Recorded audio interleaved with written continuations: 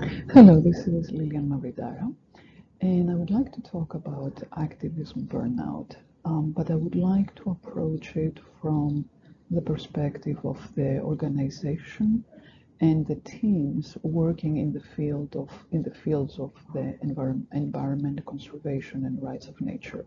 In my previous video, I was addressing specifically or directly the activists, or if you will, the employees, the individuals who work directly in that capacity. And now I would like to approach it from the perspective of the employer, if you will, or of the leadership. And I would put myself in that role so I'm able to speak to it.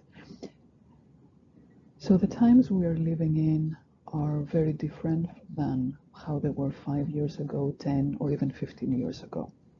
We are working or we're dealing with issues that, because of their cumulative effect, are impacting us more, not only at the environmental level, let's say, but also in our personal lives, whether this has to do with disasters and having suffered or having been a victim of an extreme weather disaster, or by directly being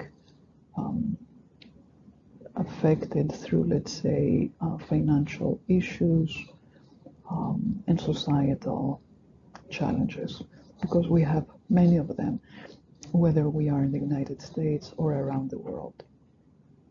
So what we're dealing today needs a different way of handling it. And that means it's the same for how we work with our people, and as an organization or as an entity, what is our place in the greater sphere. So one of the things that is very important is, how do we change the culture from within? So if you have been, profit is very important. Without profit, the organization doesn't go anywhere.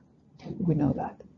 And the invitation, the question is, how much of the focus has been going towards profit versus, or at the disadvantage of investing in people? No matter what the technological advances, nothing can replace a human being. So what is the weight of how much we invest in our people? And this is part of the culture which we need to change from within. So whatever it is that we do has as the end.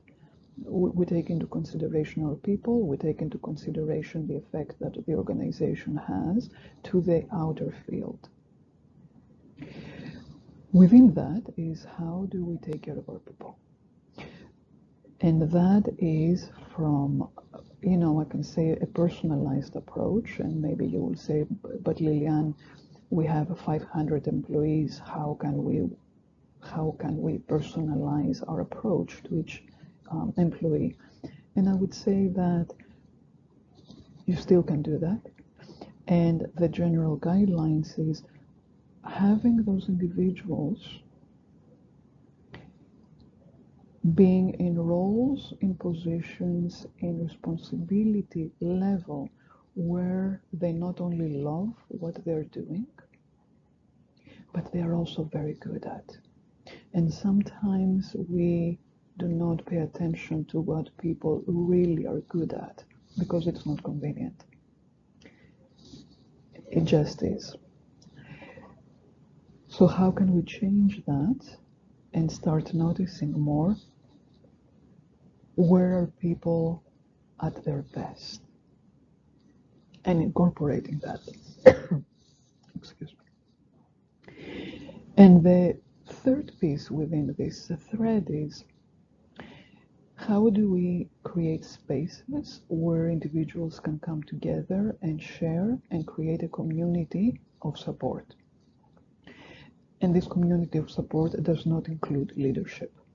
I want to be very, very clear on that. Leadership can have its own peer support or support or community support, but at the leadership level, and then at the other level of the employees or the teams, they have their own spaces where they can come together, where they can feel safe enough and comfortable enough, first of all, to meet with each other.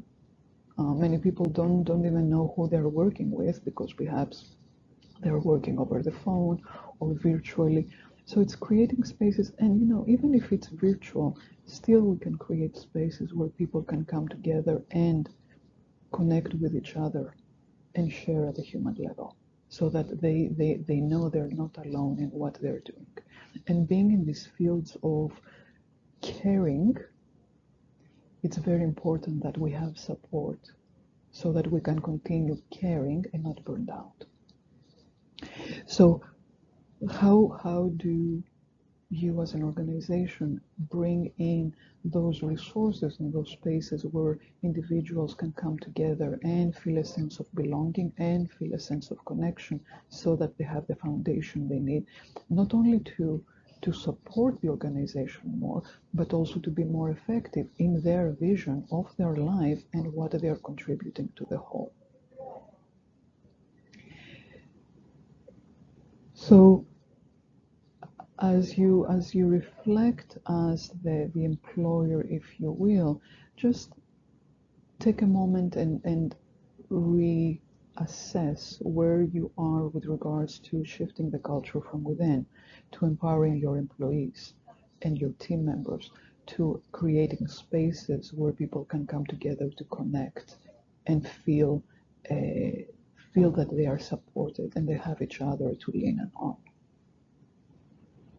If you would like more resources or more information, please connect with me on the links listed below, and I will be happy to provide more information. Thank you for watching. This is Liliane Mavridara.